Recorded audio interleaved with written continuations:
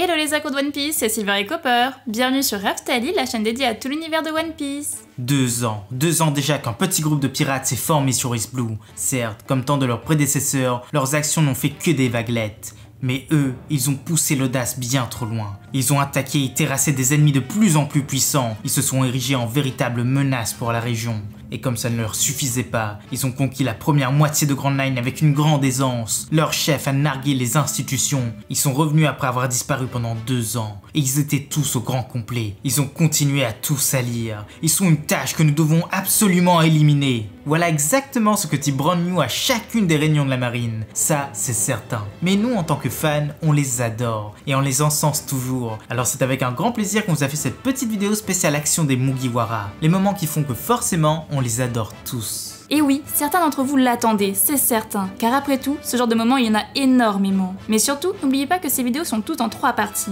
2 pour nous et 1 pour vous. Donc on vous demandera de laisser en commentaire vos suggestions. Ces moments que vous trouvez incroyables où les Mugiwara ont agi ensemble. On décortiquera forcément tous vos messages et si votre suggestion est sélectionnée, on vous citera. Mais en attendant, jeune pirate sans drapeau, rejoins-nous dans cette folle aventure. C'est aussi simple qu'un abonnement pour toi, et nous, ça nous aide énormément. Mais place à la vidéo, allez, c'est parti!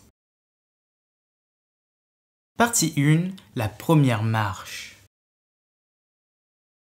Si tu es là, c'est que tu es un vrai fan de manga, ou du moins tu es un fan de One Piece. On a donc une question à te poser. Te souviens-tu du moment où tu es tombé amoureux de cette œuvre? Du moment où tu t'es dit « Waouh, là c'est certain, je veux en voir plus, je veux voir jusqu'où ils vont aller ». Eh bien nous, oui. Et c'est le premier moment de cette vidéo. Nous sommes au tout début de la série, à East Blue. À l'époque, l'équipage en est à ses balbutiements. Et ils sont d'ailleurs assez peu connus. Luffy vient de battre Baggy, et il a recruté Sanji après avoir terrassé Don Krieg.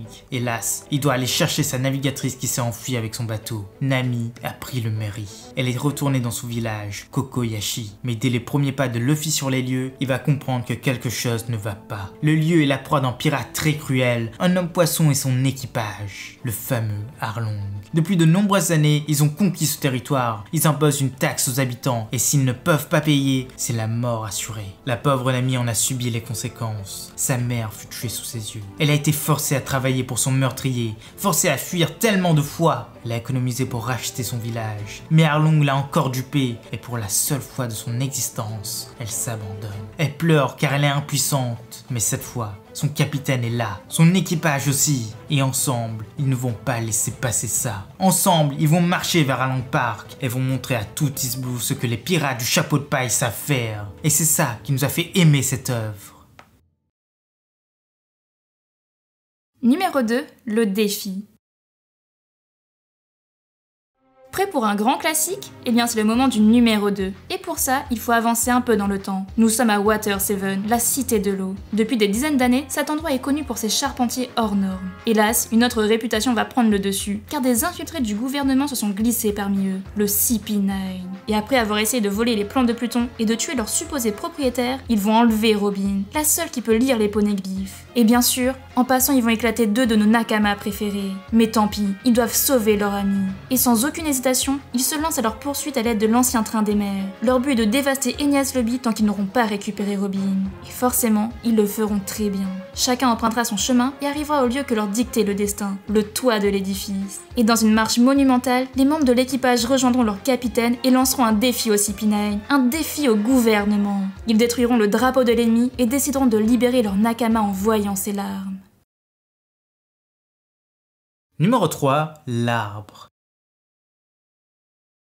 Nous sommes à Skypiea, sur le domaine des dieux, un lieu qui est totalement interdit aux simples habitants, et encore plus à ceux venant de la mer bleue. L'endroit est quand même la propriété de la plus cruelle des divinités, Ener, le dieu de la foudre. Mais tout ça va changer, car un petit groupe de pirates s'est introduit sur les lieux, les Mugiwara. Et suite à d'énormes rebondissements, ils ont été pris dans le jeu macabre du tenant des lieux. Et ils ont même découvert son dessein secret. Il veut rejoindre la lune, mais pas tranquillement. Il va avancer à détruire tout ce qui reste derrière lui, tout Skypiea, et les habitants avec. Et il a beau avoir battu tous les Mugiwara, Luffy ne le laissera pas faire. Lui, il est en caoutchouc, il peut résister à cet homme, il fera tout pour l'avoir. Sanji a fait un travail formidable en ralentissant l'arche Maxime, mais celui-ci est toujours hors de portée. Nami imagine alors un plan et demande à se rester au pied du Giant Jack de le trancher. Zoro s'exécute, Usopp aussi. En fait, on va dire que oui. Et enfin, Wiper. Grâce à cette action magnifique, Luffy et Nami s'éjectent vers le tyran et l'envoient valser sur la cloche d'or. Cette action combinée, l'une des premières des Mugiwara, met à terre Logia. Et ça, ce n'est pas rien. Numéro 4, le Titan. Vous aimez les attaques combinées? Eh bien nous aussi. Alors on continue sur cette lignée. Et pour ça, il faut aller vers un arc qu'on aime énormément. Il cache pas mal de secrets, mais il ne fait pas l'unanimité. C'est Thriller Bark. Cette île appartient en Shichibukai Moria, et il y mène des expériences étonnantes. Il crée des zombies en continu avec son fouet du démon et l'aide du professeur Hogback. Il pique les ombres des visiteurs pour donner vie à ces monstres, et il les condamne à rester dans la pénombre toute leur vie. Pour sauver Brook, le squelette ambulant, tous vont se jeter dans l'aventure, mais ils perdront très vite leurs ombres. Et même pire, celle de Luffy sera insérée dans le pire des monstres, un cadavre de géant antique, Oz, le tireur de continents. Et ce monstre va tout détruire sur son passage. L'équipage essaiera de l'arrêter, mais ce sera peine perdue. À de nombreuses fois, ils se feront balayer. Il faudra attendre le retour de Luffy et de sa forme Nightmare pour le déstabiliser, mais c'est bien un dernier combo de l'équipage qui l'achèvera. Ils détruiront sa colonne vertébrale. Et c'est bien là une grande victoire pour l'équipage. Partie 5, les retrouvailles. L'ellipse, ça, c'est un moment qui nous a tous fait du mal. Et ça, c'est pour de nombreuses raisons. La première, c'est qu'on s'est rendu compte de l'impuissance de l'équipage. Et la seconde, c'est le désarroi de Luffy. La séparation de ses Nakama, plus la perte de son frère. Il y a de quoi rendre fou n'importe qui. Mais grâce à toutes les nouvelles rencontres de l'équipage, ils ont pu tous surpasser ce moment. Et ils sont revenus là où on les attendait forcément. Au lieu de leur séparation, Sabaody. Tous étaient bien plus forts et sont arrivés au compte-gouttes. Luffy a éclaté un pacifista en guerre seconde, de même que Sanji et Zoro, sans même forcer. Et tous se sont rejoints sur le Sunny et ont attendu les ordres de leur capitaine. Ils ont remercié leur maître pour ces 2 années et ils ont plongé vers les profondeurs, vers la seconde partie de Grand Line, la seconde partie de leurs aventures. Numéro 6, célébration.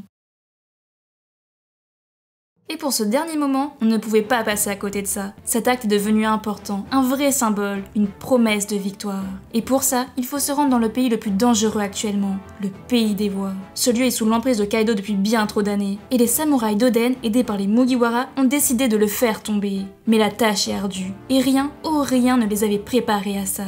Malgré la défaite de Luffy, ils ont persévéré, ils ont recruté, ils ont forcé la prison d'Udon, et maintenant, ils sont fin prêts à tout dévaster. La fête du feu marquera la fin de Kaido. Les Mugiwara sont en première ligne et leur nouvelle recrue est là également, Jinbei, le paladin des mers. Il a tenu sa promesse, il complète maintenant l'équipage. Mais au moment de porter le toast pour son intégration, Luffy pense à ses amis, à ces samouraïs qui ont tant souffert. Et il dit non, ce n'est pas le moment. Le toast sera fait après la bataille, avec tout le monde. Et d'un seul geste, l'équipage acquiesce. Tous suivront leur capitaine jusqu'au bout des mers, jusqu'à ce qu'il obtienne le titre de roi des pirates, et même plus. Voilà, c'est déjà la fin de cette vidéo. On espère que ça vous a plu et surtout, laissez-nous votre avis en commentaire. C'était Silver et Copper pour Raftalil. A bientôt les accros de One Piece.